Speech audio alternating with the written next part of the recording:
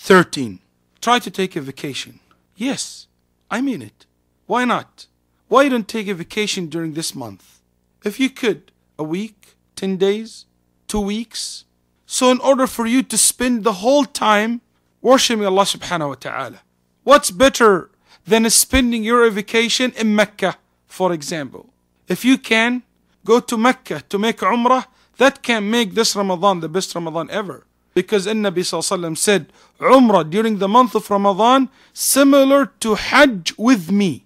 If you couldn't go to Mecca, at least this vacation will help you to have more time for yourself, for the Quran, for Qiyamul Layl, for praying in the night, for more time with family, enjoying the month of Ramadan.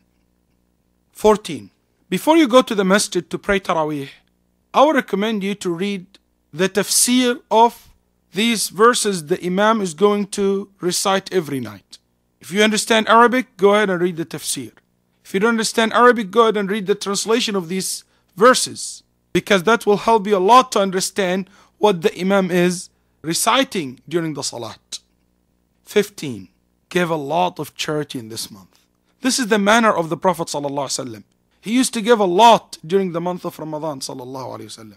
So giving charity, sadaqah, don't ever hesitate and give, and Allah subhanahu wa ta'ala will reward you for that. In this dunya, by blessing your money, and in the day after with a great reward with Jannah. So one of the things can make this Ramadan the best Ramadan ever, that this Ramadan you will give the most. More than any other Ramadan you have in your life. 16. I will recommend myself and my brothers and sisters to make a time, maybe once a week, once every day, to sit with your family, with your children, with your wife, or with your husband, with your son and your daughters, to talk to them about Ramadan, about the virtues of Ramadan, about the importance of fasting, about the meaning and the wisdoms behind fasting. Teach them. This is our responsibility toward our families. 17. Brothers, don't waste your wife's time by requesting her to cook a lot during this month. Don't ask her to cook a lot, so she will waste her whole day just for cooking, to cook for you the 7-course meals. No, just let her to cook what will be enough and sufficient for you and your children. But don't waste your money and waste your time.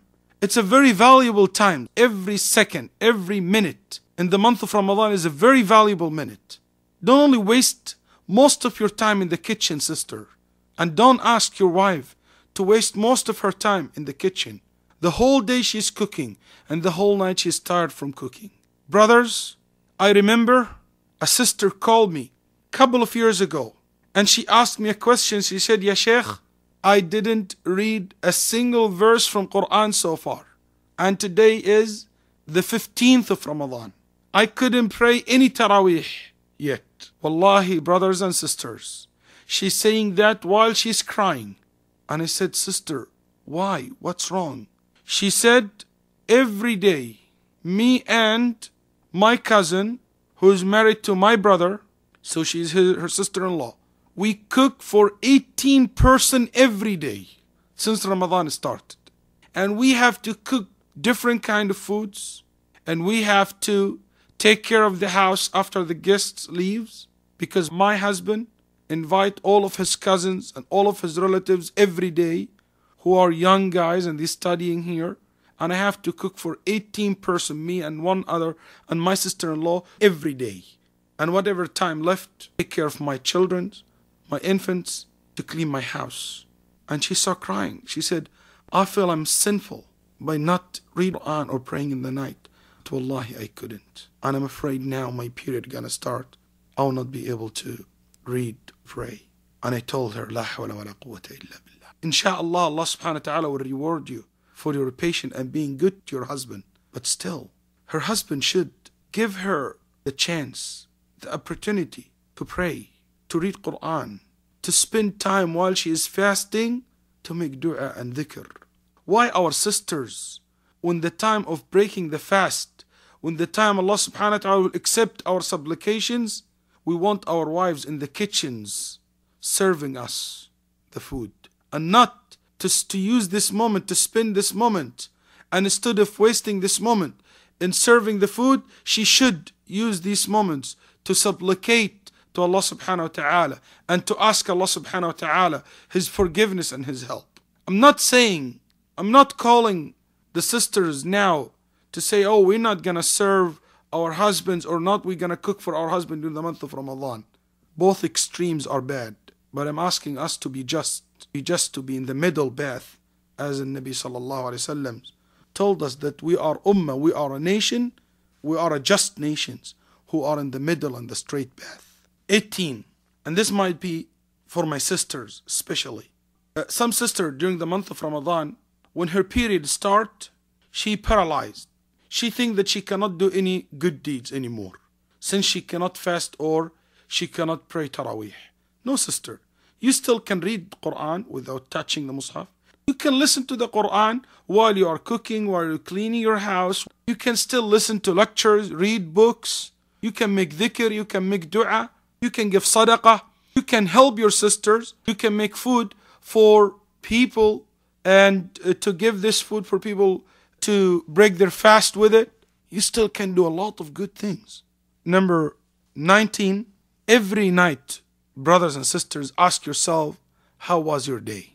Have you done your best in this day, or you can do more? Every night ask yourself this. And if you find out that you didn't do your best during this day, promise that you will do much better in the next day. 20. Take the advantage of this month to make it the month of da'wah, to give da'wah to others. To the Muslims who you know they are not practicing their religion, they were not praying during the year, who's doing some major sins, or who's not fulfilling their duty as Muslims toward their word. Give them da'wah, visit them, advise them, remind them. Because remember, the devils are chained, and the gates of hell are locked, and the gates of heavens are opened. Take the advantage of this to give da'wah to your Muslim brothers and sisters. Take the advantage of this to teach the new Muslims, brothers and sisters who just became Muslims, to teach them more about their religion and to give them a good example for a good Muslim or a good Muslimah. Take the advantage of this month to give da'wah for the non-Muslims, because even though they are not Muslims, but this month is a very good opportunity for them to accept Islam, because as I told you, the devils are chained. 21. Brothers and sisters, every day and every night in Ramadan, tell yourself, oh, this is my last day, this is my last night. I will die tomorrow. I will not be able to make it tomorrow.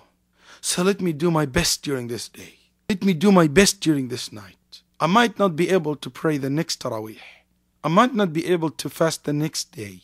I want from us to deal with the month of Ramadan with this attitude, and that will make us do our best during this month. 22. Remember, brothers and sisters, we should realize that Allah subhanahu wa ta'ala in this month coming toward us, and He doesn't need us. We need Him the most. Allah subhanahu wa ta'ala opens His hands for us, welcoming us. Allah subhanahu wa ta'ala opened the gates of His house, of His Jannah for us, to enter, to be next to Him, be closer to Him. So, would you turn your back to Him? Would you turn your back to Him? Would you stop and not run toward Him?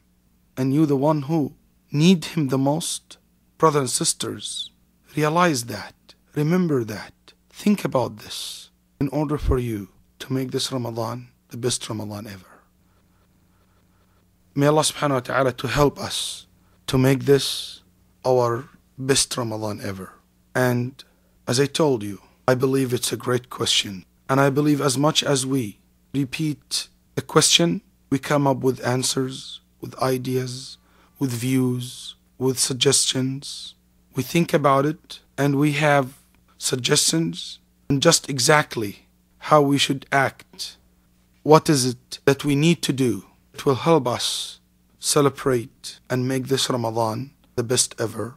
May Allah subhanahu wa ta'ala to help all of us and accept from all of us وصلى الله وسلم على نبينا محمد.